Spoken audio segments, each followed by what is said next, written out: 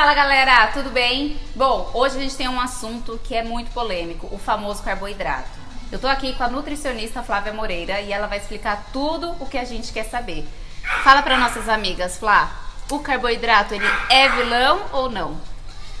E aí, amigas, tudo bem? Então, o carboidrato ele não é um vilão. Na verdade, carboidrato é a nossa principal fonte de energia, né? Então, é um macronutriente, a gente considera do grupo energético. Cada grama de carboidrato oferece 4 calorias. Então, veja, se ele não é um vilão, por que tem tanta polêmica em volta dele, né? Porque vai muito da questão de como a gente vem ingerindo o carboidrato. A gente tem 2 classificações para eles, tá?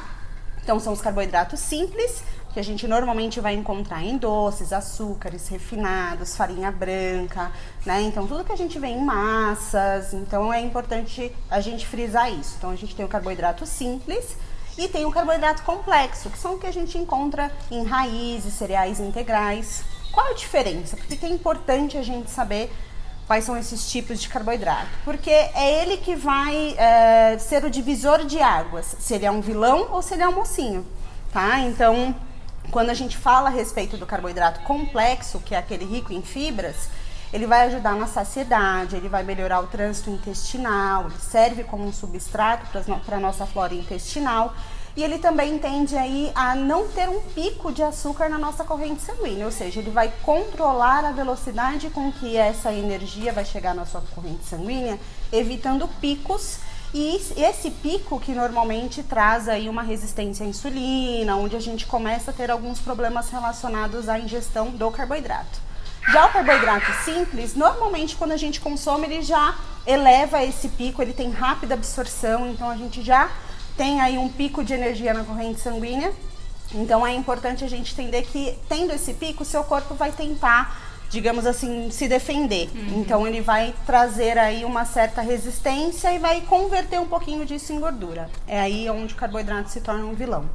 Então, se a gente pudesse resumir, tudo depende da escolha do carboidrato.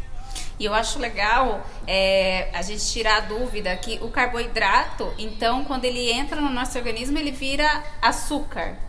É a nossa principal fonte de energia, né? Então, o carboidrato ele é convertido em glicose, que é a nossa fonte de energia, e aí nesse caso, se a gente vai consumir em excesso, ou se a maioria do consumo de carboidratos for do carboidrato simples, normalmente a gente vai ter uma grande quantidade de açúcar circulante que veio desse carboidrato. Muito bom. E Flá, e para aquelas pessoas que resolvem fazer dietas, aquelas dietas rigorosas, quero emagrecer, eu vou tirar o carboidrato. Vou tirar o carboidrato. Qual que é o risco que essa pessoa ela tem, se existe risco, né? Então, hoje a gente tem muito aí envolvido a questão da dieta low carb. Tá. Para alguns casos, sobrepeso, obesidade, ela tem sido bem aceita, ela tem trazido bastante benefícios.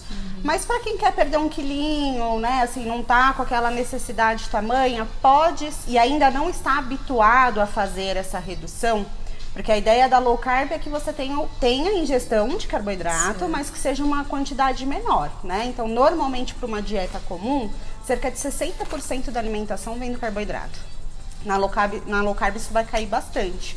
Então, assim, é um processo gradativo para você chegar a podemos dizer assim, esse estilo de vida.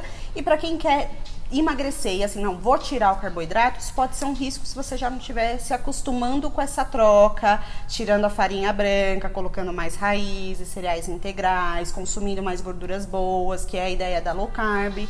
Então, se você faz isso da noite pro dia para perder o peso, seu corpo pode achar que tá faltando energia. A principal fonte de energia dele era o carboidrato que você estava acostumado a consumir. Então, a ideia é que ele vá, talvez, te trazer alguns prejuízos, como perda de massa magra e não perda de gordura. Ele vai buscar que não é o que a gente quer. Exatamente. Pelo amor de Deus. Então, ele vai buscar outros meios, né, de ter essa energia que faltou ali nessa restrição severa. E outro fator importante é que você vai ter alguns sinais e sintomas, né, relacionados a essa retirada brusca do carboidrato. Então, no caso, você pode sentir fadiga, vertigem, mau humor, ia chegar a uma hipoglicemia, né? Então, assim, nesse caso, assim, quero emagrecer, eu acho que entra num processo de reeducação, quero reduzir bem o carboidrato e fazer essa troca do simples pelo complexo, vale a pena procurar um profissional, porque aí nesse caso você consegue fazendo essa redução gradativamente e reeducando o seu metabolismo a buscar fontes de energia que seria gordura e não músculo, por exemplo, né? Então entra aí nessa questão. É perigoso fazer isso sem nenhum acompanhamento. Essa é a primeira coisa que a gente fala, né? Procura acompanhamento de um nutricionista antes de tomar qualquer atitude, né? E falando sobre reeducação alimentar, eu já vou deixar aqui o gancho que o nosso próximo vídeo a gente vai estar falando um pouquinho sobre reeducação alimentar, tá incrível, não perca.